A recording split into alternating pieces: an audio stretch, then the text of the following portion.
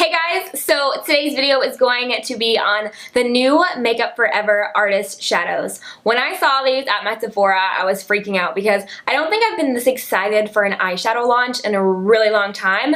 There are over 200 colors, 5 different finishes, so you can imagine I was like, like heaven for anyone who loves makeup. And as soon as I touched one of them, how pigmented they were, I was like, yep, I've got to pick up some of these. So I wanted to share my thoughts and show swatches of the ones that I picked up, hoping it would help some of you guys out because they are kind of expensive, and like I said, there are over 200 colors, so it's really overwhelming to try to figure out which ones you should get. I picked up 9 of the colors. I got 3 little trios. Now you can get these in trios, duos, or you can buy them in singles. Now they will go in any magnetic palette. I tried these in my Z palettes and they worked, so I'll probably end up putting all of these in a big Z palette, but it is cheaper if you buy them in the trios or the duos. So if you buy them as singles, they are $21 a piece. You get this little disposable case, so I wouldn't recommend leaving it in here unless you absolutely have to, because I mean, it's something that you throw away. And then if you buy them in the duo little palettes, they're $34,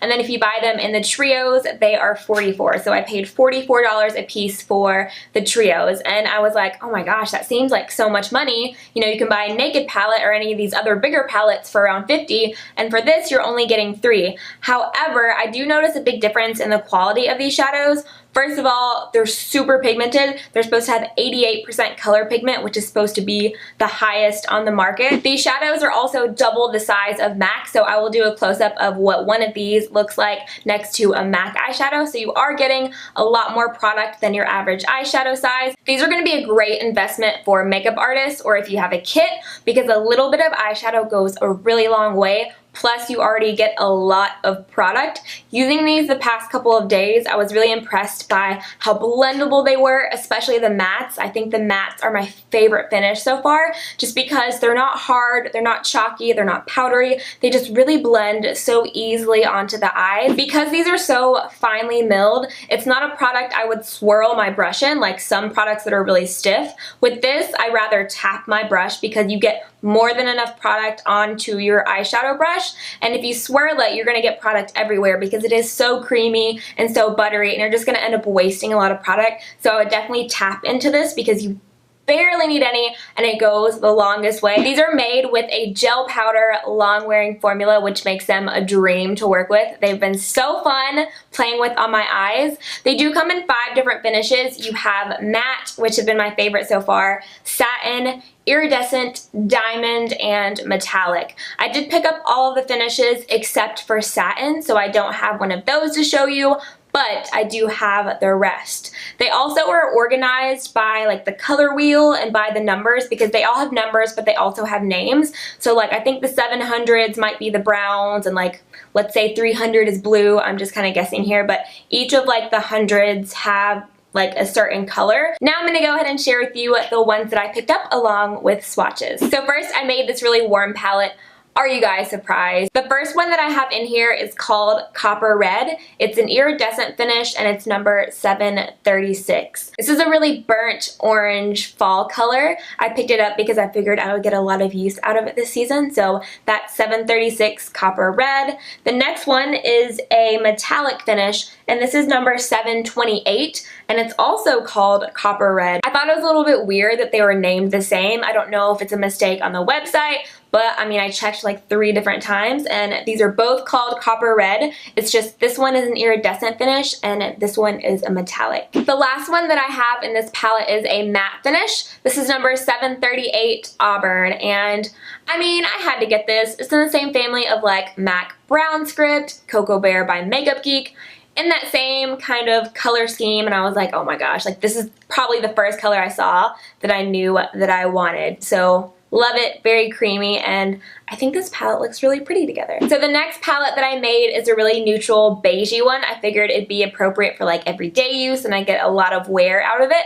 So the first color in the palette is a metallic. This is number 512 Golden Beige. I'm actually wearing this on my inner corners right now. It is so stunning and really, really pigmented and vibrant. This color is similar to Shimma Shimma from Makeup Geek, except for it's a little bit more vibrant and it's a little bit more golden, which I love. love golden eyeshadows over like ivory ones, so I know I'm going to get a lot of wear out of this. The next color in the palette is a matte finish, and it's number 510 Vanilla.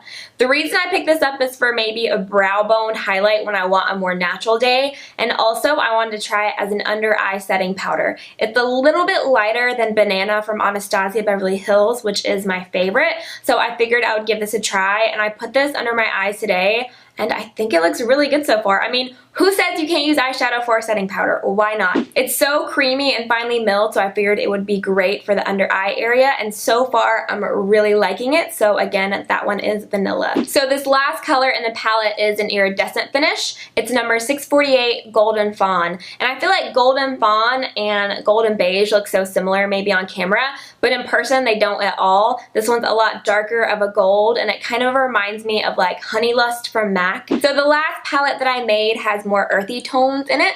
The first one in here is a diamond finish, and this is called Golden Khaki, number 320.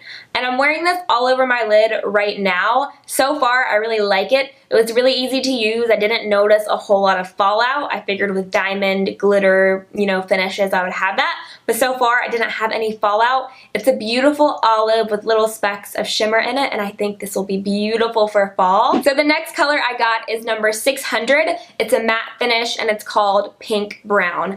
I got this because it reminded me of Swiss Chocolate from MAC, and let me tell you, I would pick this over Swiss Chocolate any day of the week. It was so easy to work with. I have this in my crease right now. A great everyday brown color. I was just amazed at how easy it was to blend. So that's definitely going to be a staple in my routine. The last one in this palette is an iridescent finish, and it's number 606 Pinky Earth. And on camera, again, I feel like these two look really similar. Pinky Earth obviously has shimmer in it, and it's a little bit more purple. I figured I would use this like all over the lid for a beautiful like fall smoky eye, and it's not really like much that I have. If I had to compare it to something, maybe Twinks by MAC, but it's got like a purple burgundy tinge to it, and I think this will be gorgeous for fall. So those are all of the colors that I picked up. I hope you guys enjoyed this video on the new artist shadows.